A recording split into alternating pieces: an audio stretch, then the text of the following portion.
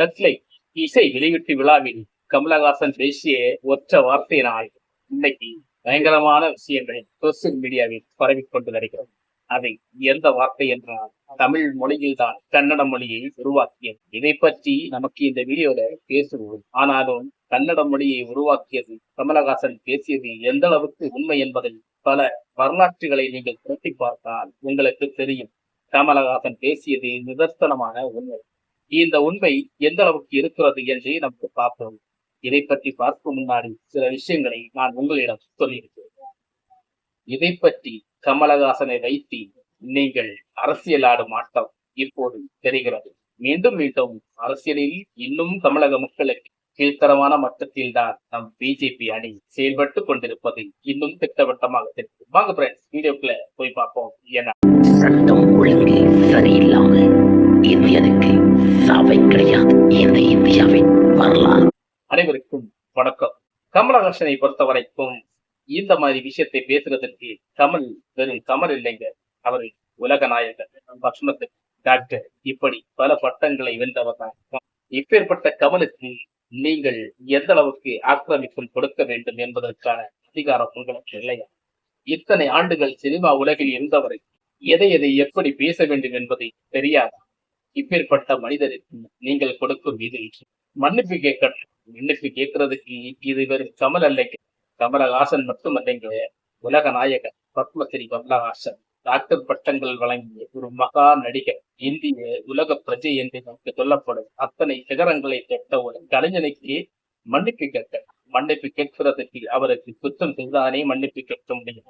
அப்படி என்ன குற்றம் செய்தா? அவர் பேசியது நிதர்சனமான உண்மை. பல வரலாற்றுகளை நீங்கள் புரட்டி பார்த்தா நிறைய விஷயங்கள் உங்களுக்கு தெரிய வரும். கமலஹாசன் சொன்னது போல, நான் வீழ்வேன் என்று நினைத்தாயோ அப்படி என்றுதான் அந்த வசனம் பொருந்துகிறது. அவருடைய பேச்சுகளும் ஞானங்களும் எல்லாமே தக்க சமயமாக அது உண்மையாக இருக்கும். இது மக்களுக்கு முக்கியமாக கன்னடத்து மக்களுக்கு, ஏன்னா இது உண்மையான ஒரு சரித்திரம் என்பது அவர்களுக்கு புரியாம இருக்கு.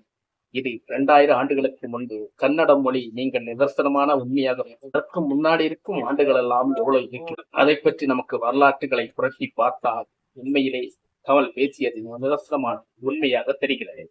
இந்த மாதிரி உண்மைகளை நீங்கள் எதற்கு அதை ஒத்துக்கொள்ளாமல் ஒரு நடிகர், இது மிகப்பெரிய உலகில் மிகச்சிறந்த ஒரு நடிகரை நீங்கள் மன்னிப்பு கேட்கும் அளவிற்கு வைக்க வேண்டும் என்றால், மன்னிப்பு கேட்பதற்கு அவர் வெறும் கமல் இல்லைங்க, கமலஹாசன் நாயகர் பத்மஸ்ரீ கமலஹாசன் இப்படி என்று பல பட்டங்களை வென்ற ஒரு மகா நடிகனை மன்னிப்பு கேட்க முடியும். இப்பேற்பட்ட கமலஹாசனை பிஜேபி அணி சீண்டி பார்க்கிறது. அது வேற அண்ணாமலை சீண்டி பார்க்கிறார். இப்படி இருக்கும் போது மற்ற மொழிகள் எல்லாம் என்ன செய்கிறார்கள்? அவர்கள் இதை பற்றி கேட்க வேண்டுமில்லா? அது கேட்க முடியாதுங்க.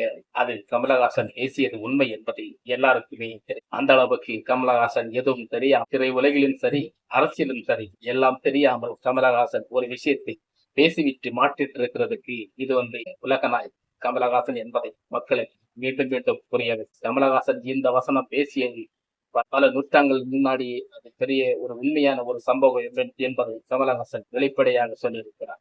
இதை பற்றி நமக்கு புரிந்து கொள்வோம். இந்த உலகத்தை பற்றி தெரிந்து கொள்வோம். கமலஹாசன் வழியை பின்பற்றுவோம். நிறைய விஷயங்கள் கற்றுக்கொள்ளலாம் என்பதை நான் உங்களுக்கு சொல்கிறேன். மீண்டும் கமலஹாசன் எதிர்த்து நிற்கும் நீங்கள் மண்டியிட்டு போவீர்கள். நான் வந்தாடிப்பது உங்களுக்காக வழிவிடுந்து பேசுகிறேன். ஓகே ஃப்ரெண்ட்ஸ், இந்த வீடியோ உங்களுக்கு பிடிச்சிருந்தா மறக்காம நம்ம சேனலுக்கு ஷேர் பண்ணுங்க.